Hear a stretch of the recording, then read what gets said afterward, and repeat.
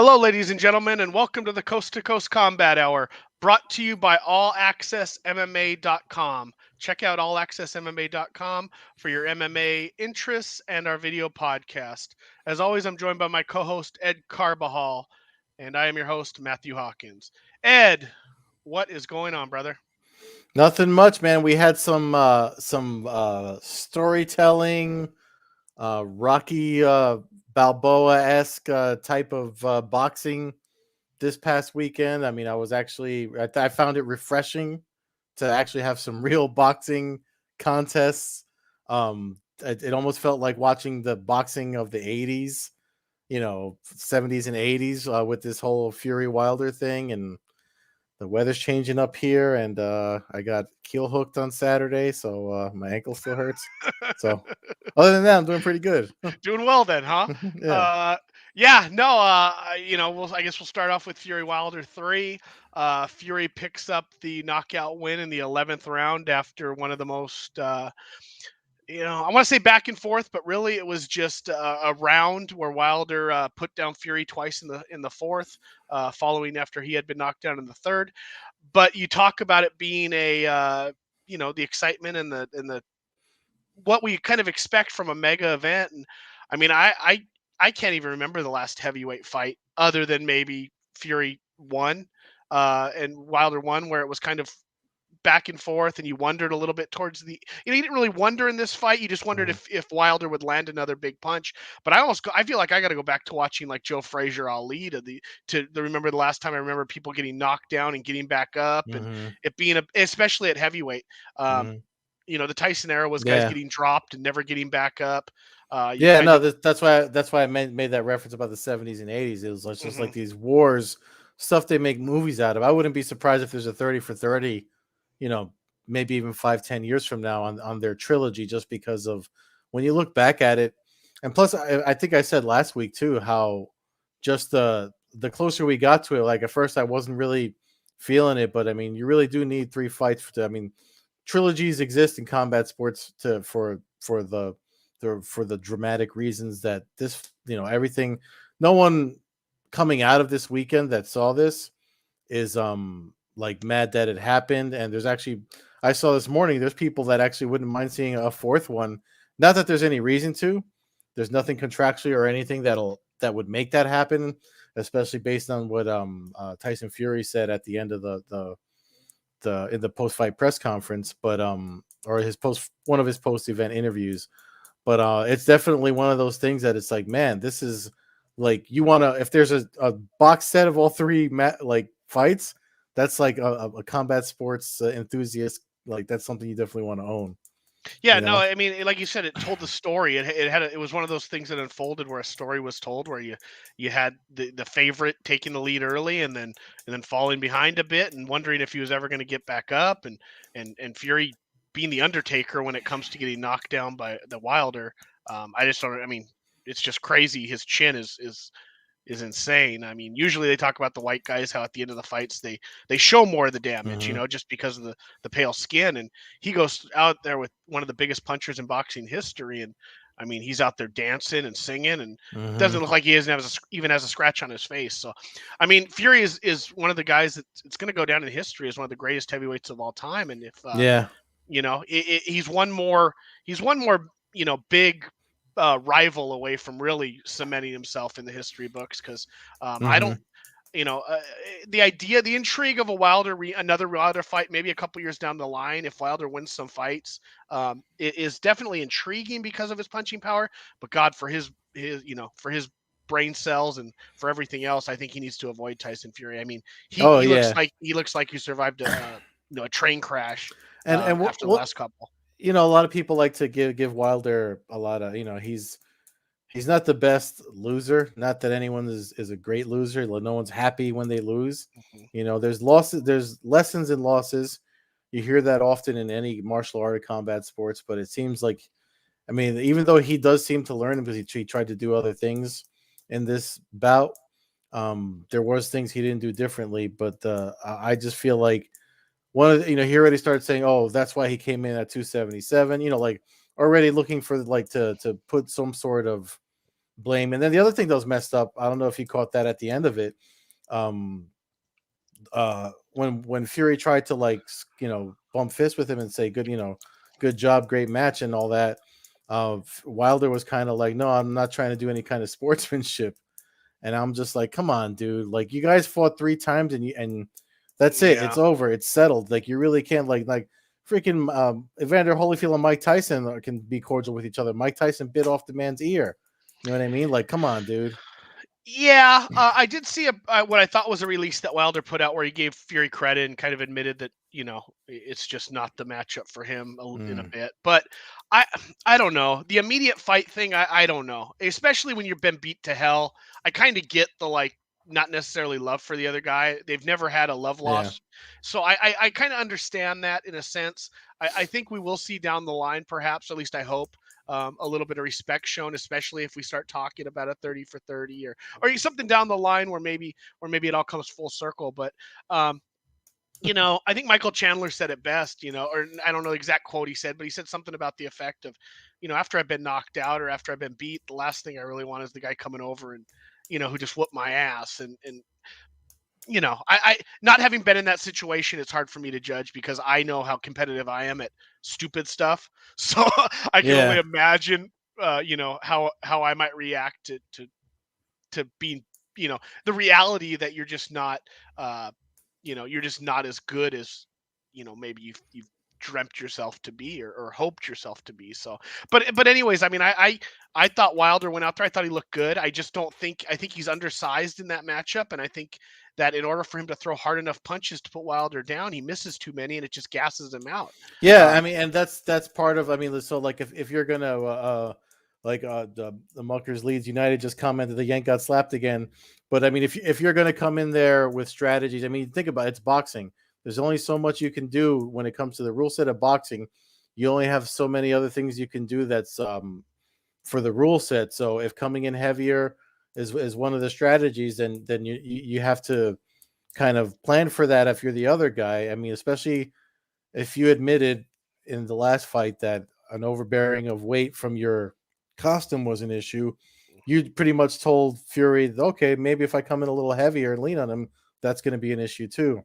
So there's a lot of, I mean, people like to knock the how basic boxing is, especially when you look at the sport of combat sports as a whole and comparing it to mixed martial arts. But I mean, there's a reason why they call boxing the sweet science. There's a lot of things in there that people don't even see that guys like Fury do see, guys like Floyd Mayweather see. You know what I mean? It's just one of those things that we kind of we don't get to see in boxing. It doesn't get highlighted enough, especially when because it's easy to fall in love with the power punches and the knockout guys. So where a lot of times that just overrides all the other chess playing that you can do in preparing for a boxing match. But I agree with you. I mean, that comment about Fury being the closest thing to Ali since Ali. I mean, when you look at his gamesmanship, the singing, and the way that he interacts and that press conferences and stuff, that might not be too far off. I mean, for a heavyweight, that's it. I mean, he's like a heavyweight Prince Nazim, and it's he's entertaining and he has a story too that a lot of people can relate to as far as having deep downs and depressions Hmm. and stuff and fighting Yeah. through that and being massively overweight and then cutting it down and Oh my God. Yeah.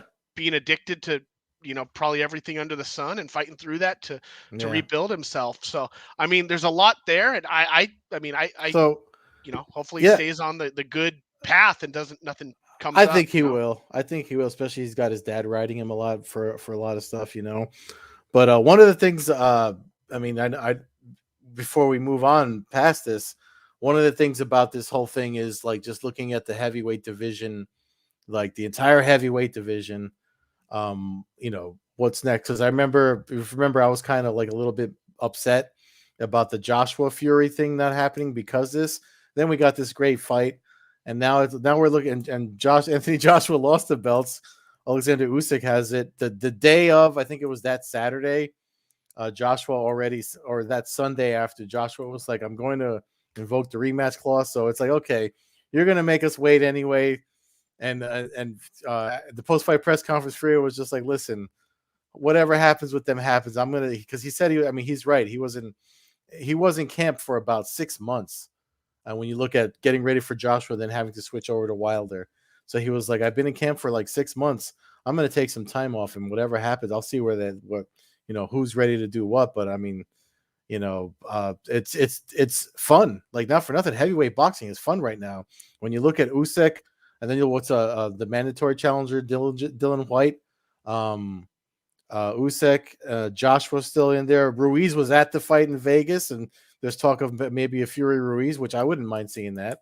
Um, Yeah, I just mean, I'd like to see the unification of Fury and yeah. Usyk, um, and it would be nice to see Joshua take a little money to kind of step aside, give up maybe his rematch clause. The way I see it is it's all going to come back to Joshua anyway. Mhm. He's a big draw. He's got the country behind it. The fight with him and Fury is still a mega draw, especially if they try to do it in the UK. Is it? Um, I feel like I don't I, want to see I, it I as mean, much. uh, not as much as it was, but I still think it sells out any arena in the UK. If you, Mm. any Fury fight at this point, I would think would sell out anything. And you throw in Yeah, I mean, Joshua, who right still now, got a chance. like you said, with the title unifications, right there, the Fury versus Usyk, that's one I'd like to see. But Um, but basically what I'm saying is I think there's like you name the guys, but we know that we're not likely to see Fury versus Wilder again. You got Dylan White, you got well, some of the other guys. I just think that if Joshua were to wait, the fight's there for him. He mhm, really doesn't almost even need to risk winning a fight. If he lets the unification come, if Joshua really thinks he beats Fury, let Fury have all the belts and or Usyk have all the belts and then go fight for all the belts. mhm. Let's unify it, let's bring it together, and let's make some sense out of what's always Well, been a yeah, such confusion in boxing. yeah. No, you're not wrong about that, man. I mean, that's one thing I'd like to say before we get off of this is that's the as much as folks would like to see the Ali Act expand into MMA and things like that, that's the part of it that kind of makes it suck. Or people complain about we're not seeing the fights we want to see because the promoters fuck it up. You know what I mean? Like this thing with Bob Arum and throwing the monkey wrench into the Joshua Fury thing to make this fight happen. Yeah, at the end it's fantastic. We got some great boxing out of it, but it did kind of take some steam out of. As a boxing fan, you were kind of like, come on, man, again, something Yeah. else, you know? Yeah, but like you said, it's kind of all worked out. You have a number one contender now in Usyk, and you've got kind of the undisputed real champion right now in Fury. So I don't think it's the end of the world. And you still have Wilder Joshua. I mean, I I'd watch that. So I mean, there's Yeah, plenty of number one contender possibilities, and you can almost I set up would like a watch any of those, like Usyk, no, no, no, yeah. Joshua, like any of those guys, Usyk, Joshua, Wilder, Fury, mix them any way you want. I'd be 100% in for him. Yeah. So I mean, yeah, like I said, it's kind of a Grand Prix at this point. You set some Hmm. things up, let a little 4-man tournament, and we'll use that to transfer right into well, I was going to transfer into Bellator, but I guess we should finish up some of the things from last week. We didn't talk about the UFC event much. I did mention uh, Mackenzie Dern and Marina Rodriguez were facing off in the main event of last weekend's UFC. I'm kind of glad we didn't talk about it. Fight was rather, I'm going to say it rather boring, I guess. Mm. At least for me, it was. I don't know about you. Um, Dern, went back to what we kind of expected with her striking, which is Yeah. extremely basic. I Um, mean, I know there was a lot of talk because of the weight class, the straw weight class. I mean, it might have been a little bit it might have been a little bit whatchamacallit, too soon for Mackenzie Dern. You know what I mean? For her to, I know she's fighting her way up, but this was proof of why it might be too soon for her to start throwing her name in with the names of Esparza, Namajunas, Joanna, and what have you. And Marina in her interview with James Lynch that she did over at MMAnews.com, one of the other sites that I contribute to, she actually told Lynch that she thinks that there's a lot of talent in the strawweight division that's getting overshadowed by those regular names we keep seeing cycling at the top of that division. And she felt that she was the one that could insert herself into that. And there was just something about watching Lynch speak to both of them before that there was something about Rodriguez that showed me that she's not expecting anything, but she wants it all.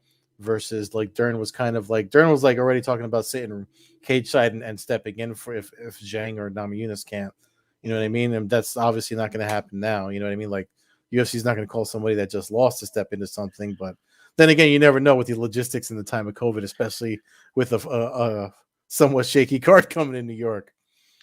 Yeah, I mean, I I'm obviously root for Mackenzie Dern. Mm-hmm.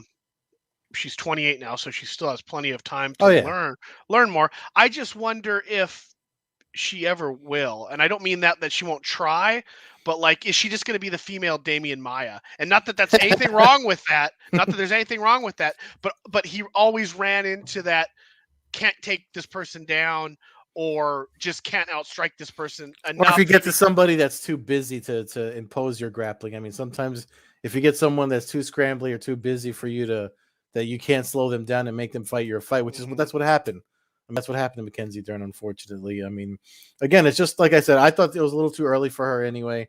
I think she needs a little bit more time. I mean, again, we're a couple of fatzos at home watching fights, but Yeah, no, you know no. what I mean. Well, the reality is she Yeah. probably should have had 4 or 5 more fights before she even got to the UFC. This brings us Mm-hmm. back to the whole developmental Mm-hmm. aspect to allow these people to learn a technique before they're put in front of millions of people on TV and exposed their weaknesses.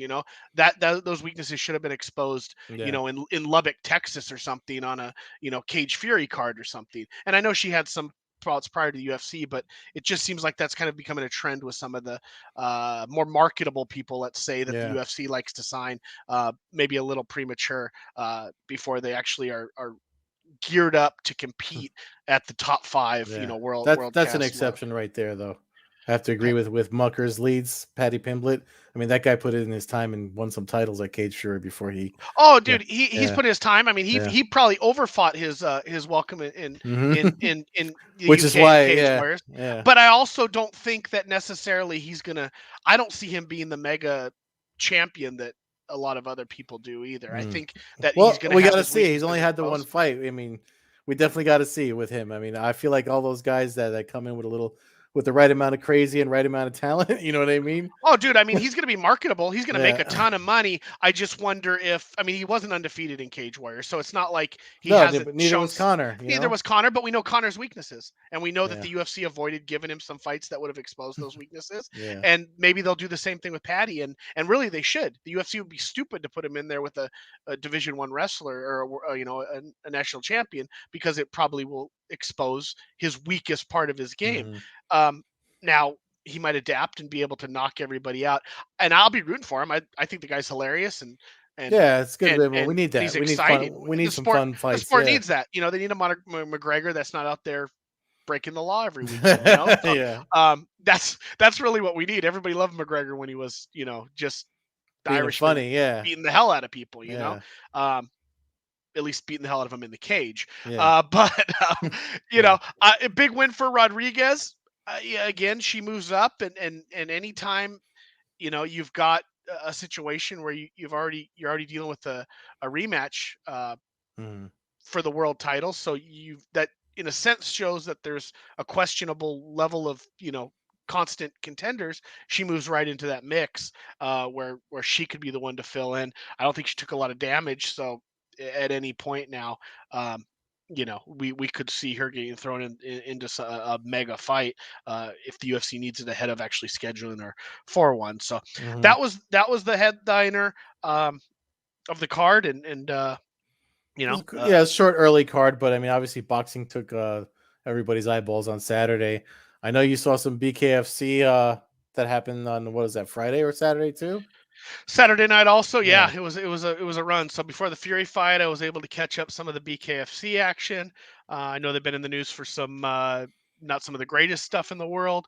I don't really know how to defend them. Some of their matchmaking is obviously questionable. This one had a questionable main event of Joe Riggs and Melvin Gillard, not because of maybe the skill level between the two, but just because of the wear and tear that Gillard's been on Yeah, yeah, yeah. over the last couple years. He's got And he five orbital fractures from that fight. he got crushed. He got crushed. Yeah. Joe Riggs hit him with one punch, and it was a punch that crushes people's faces. I mean, Joe Riggs is no damn joke. You Yeah. want to talk about a guy who's been around a long time and maybe found a sport that, you know, he would have been king in if it existed 15 years ago. Yeah. Because I don't know of many people his weight that hit. Having watched him now in a handful of BK fights, he lays it down, and he don't, and he's Well, technical and he was always. I know with the options you have in MMA rule set, it was hard for him to continue doing that. But like you said, this is definitely, some people are born for certain things. You know. yeah, and he seems to be born Hmm. for this, and really should be the champion. It was some questionable. I forget the exact situation, but in his fight with Hector Lombard. So it looks like Lombard's going to fight Dat Win, who's moving up to 155 in a future BKFC, and then it looks like probably Riggs will Is that the one probably in Miami? follow. That's the one in Miami. That Yeah. fight's not officially announced right now, Hmm. but that's what's rumored to be the co-main event on that card. Hmm. Um, Christina Fajea made her return after 18 months. She picked up a dominant, bloody, third round TKO. And Tom Schoaf, somebody that I watched fight in Alabama and has had some fights, got the old school, whirly mustache. He picked up another TKO win in the second round in a back and forth battle. So not to break down the whole card, none of the fights went to decision. All of them were finishes. This is becoming a trend with BKFC, something that we should like as fight fans, but now we're kind of looking into history of fighters a little bit more, which is not or necessarily a or bad or bad thing. the promotion doing their due diligence with the whole thing that Mazzulli talked about, like just as Hmm. far as making sure everyone's healthy enough to be risking that type of damage. So, So. I mean, but overall, another card, successful BKFC card for them. Mhm. Looked like they had a full house out there in Montana. I didn't realize Joe Riggs was out there training right now, so that's kind of his hometown thing. So it looks like that's what BKFC is going to do. Next weekend, I head to Wichita, and Dave Rickles from that area will be headlining that card, and it Former looks like Bellator fighter. It's a former good Bellator. segue. Uh-huh. And Mhm. then and it looks like that BKFC is then going to follow up with an Albuquerque, New Mexico event, and I believe that if all goes to plan, Diego Sanchez is supposed to be on that card, unless something's changed over the last month Mm. and a half or so. So we'll see what happens. Although that'll gain some scrutiny as well, Yeah. knowing Diego's last few History. Yeah. years there. So then that's BKFC. Their next event will be on the 23rd of October, as I said, in Wichita. That moves us to the future here, and that Yeah. So is before we go get ahead. into that, I had put the poll up from Bellator 267, the main event. I mean, again, this is a new feature. Our audio listeners that listen on Anchor or well, Spotify. Spotify owns Anchor. For those of you that don't know, I had put up a poll, and some of you chimed in. I had asked who you thought won the main event. This is the results from the poll, and a whopping 3 votes. uh, but no one thought Michael Van and Page won of the 3 that listened or that voted, not that listened, because we had way more listeners than voters. But this is something I kind of want to, keep doing, just to keep interacting with folks that listen. So, if there's anything you want to drop in, there's also a voice message feature. If you want to drop us a voice message, I can download them and play them on the next episode of the podcast. But yeah, nobody thought Michael Venom Page won. So, um, and oddly enough, after that event, um, and maybe had something to do with Yoel Romero being confused between 3 and 5 rounds, and then Matt complaining about it on this podcast. That literally the next day after we recorded last week's podcast, we get an Voila. announcement from Bellator 2022. All main events will be 5 rounds. So um, I don't think you could make fight fans more happier. I kind of didn't care, but up until lately, and it looked like Scott Coker started feeling the same way. And just because of the Romero thing and that last fight, so I know Matt's happy. Keith Schillen is happy over at SureDog.com, and now we got Bellator 268 with which I believe the are the um Grand Prix light heavyweight fights all 5 rounds too? Yes, they are. Yes, Yeah, they so are. So that's so yeah. So Bellator it's heading to Phoenix. I believe this is their first time in Phoenix. They may have done some early shows around the metro area there, but this one's in downtown Phoenix, so it opens up a little bit new of a new location for them.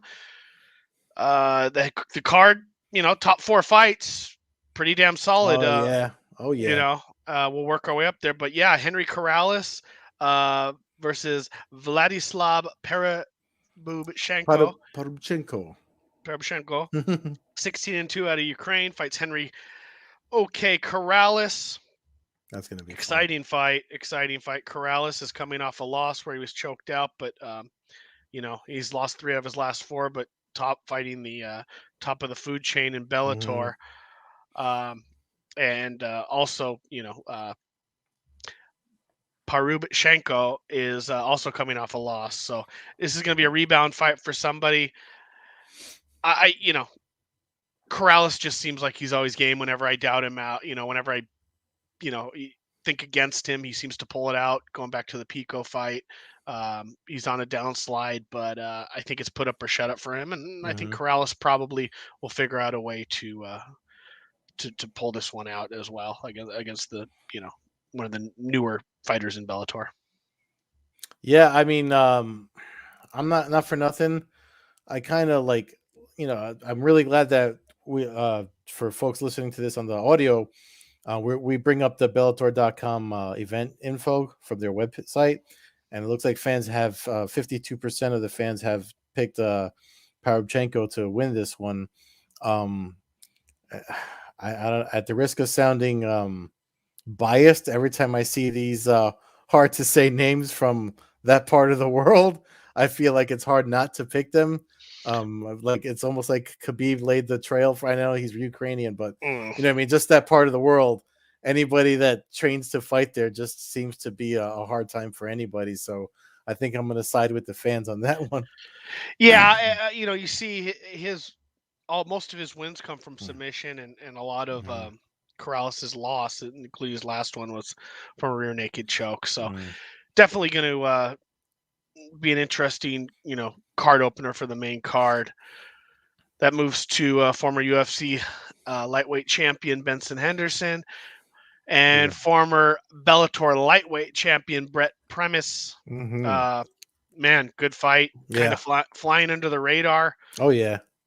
Um, it's been a downslope a little bit for Henderson now. 2 MMA losses, 2 grappling losses mixed in there in his last couple of fights, but again against the top shelf.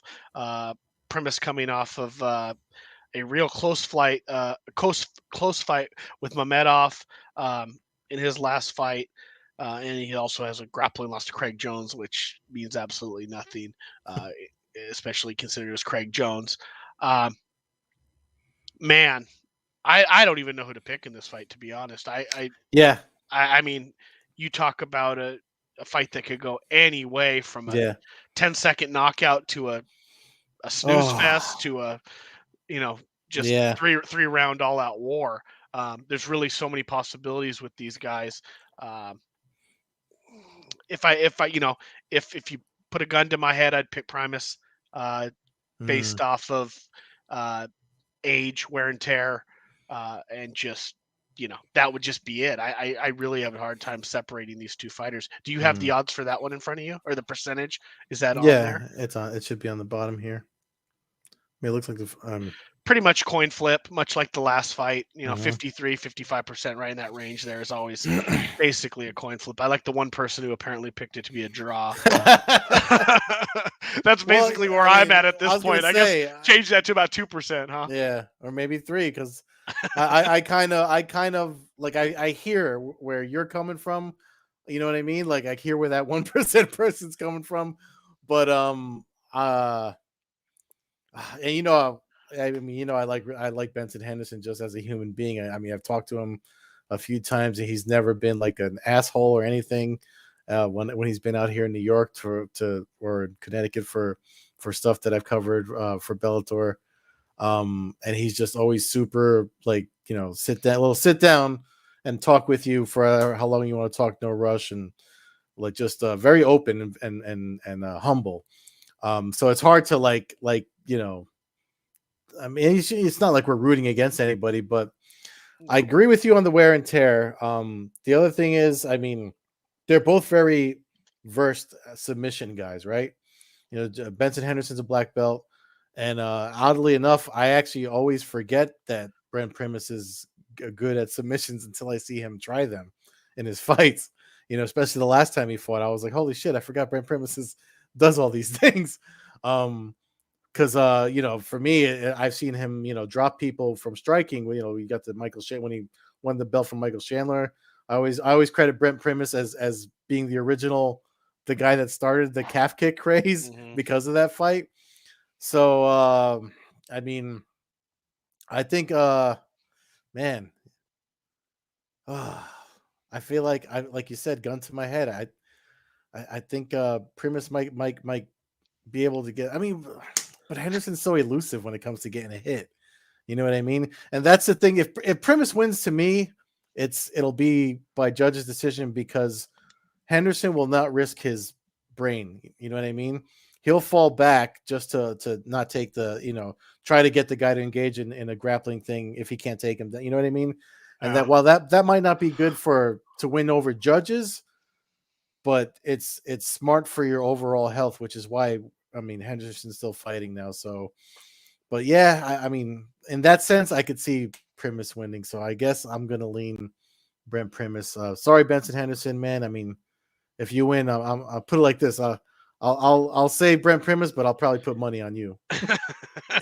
Have everything covered. Yeah, yeah. Um, the co-main event, hometown boy Ryan Bader, in the light heavyweight Grand Prix semifinals, faces Corey Anderson, uh, most known for his run there in the UFC.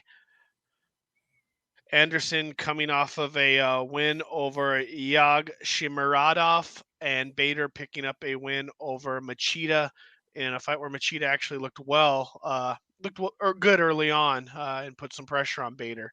Um, man, again, we questioned some matchmaking. This is one where the tournament kind of gave us a heck of a matchup here. I almost, maybe you'll think I'm crazy, I almost feel like Corey Anderson's kind of a younger version of Ryan Bader. I Mhm. feel like they carry kind of a lot of the same traits. And again, if this was like a video game, like, you know, other than maybe power striking, which I'd give to Ryan Bader, Mhm. I feel like speed's going to go Corey Anderson. But I feel like strength and experience is going to weigh a lot with Ryan Bader in front of his home crowd. I Mhm. feel like he figures out a way to win it. I do fear that this fight could be a little lethargic, Mhm. um, because I wonder if there's just going to be more defense from both guys as opposed to somebody really going out on a limb and risking getting knocked out to get the win. I hope I'm wrong, because that doesn't, obviously when they're willing to risk it, that makes for the most exciting fights. But I think that the wrestling kind of outdoes each other, and I think Bader lands the bigger, stronger punches, although I think Anderson might land the more punches. Mhm. Um, so again, did anybody pick a draw on this one? You want to draw? You want to go down and see what the fans think? Oh, Yay! Somebody's on board. 1% draw again. I'm gonna go with Bader. Um, but I think we're in for a really, really close fight. I see the fans clearly are leaning Ryan Bader. It's a big yeah. fight for Corey Anderson. He has a chance to kind of step up and really make a name for himself outside of his run in the UFC, and get a chance to fight for the world title with a win here. But I feel like we're destined for. And we'll get to the main event, but I feel like we're destined for a Bader Nemkov rematch. Yeah, I mean, not for nothing. Grand Prix seemed to suit Bader really well. That whole format. When you look at, I mean, how he came out of the Ultimate Fighter, the Grand Prix where he won the heavyweight title. You know what I mean? Or it just seems to be where he's most comfortable. Um, and he shocked us all with, I mean, with some crazy knockouts in that last Grand Prix. So I I hate to pick. I mean, Corey Anderson's a Jersey guy. I like my Jersey fighters, but I've also seen I'll probably share it later this week on Twitter. I've also seen a large Ryan Bader drill wrestling against people. It's a very scary thing to see up close. So I mean, the guy moves and scrambles like he's 155 pounds, and at the size that he is, and I think that's his biggest advantage, which is probably why he's able to not get the knockouts that he got. So, uh, yeah, I mean, I think I'm gonna lean Bader on this one too. It's yeah. I mean, so far the first three fights are Mm-hmm. great matchups. Bring us to the main event, which is a little bit disappointing because of the fact that it was initially supposed to be Rumble Johnson Mm-hmm. versus Vadim Nemkov. Julius Angelica steps in. The man is on a long 9-fight win streak, including a contender series win over former show guest here, Carl Reed. Um, that he was one of the kind of the younger guys that I think was going to probably be down the line another year or two for eventually getting a title fight with some wins after all these veterans kind of sorted themselves out in this Grand Prix. But he gets the opportunity to jump in against the world champion, Bellator's world champion Nemkov. You know, Nemkov's team Fedor. Not just because of that, but I'm gonna go with Nemkov in this fight, and I'm gonna go with Nemkov for the anywhere in the near future. The one person that scared me was Rumble, just because of his massive strength. Uh, but until I see somebody be able to kind of outwork him and outstrike him and do better what he does, I don't. Initially Ryan Bader was who he won the title from. Um, he straight up beat the living hell Mm-hmm. out of Ryan Bader in that fight. Uh, I'm going to pick Nemkov in this fight. I hope Angelikas puts up a good fight because it's Mm-hmm. the main event, and because the champion should have to, fight top level contenders in order for him to have his belt. Um, but I think we end up with, if all goes to plan, I do think we end up with the rematch that I kind of predicted from the beginning of this tournament, which would Mm-hmm. be Bader and Nemkov, and I see if we're going to jump ahead of that, I think if that happens, I go with Nemkov as well. I think he's just the future of this division in Bellator, and I eventually think he probably works his way to the UFC and makes a name for himself there, maybe another year or two down the line. Yeah, I mean, when they switch up people like that, it's hard for me not to pick the person that was in it already. Anglikas could very well upset anyone, just the way or Anderson could upset Bader. You know what I mean?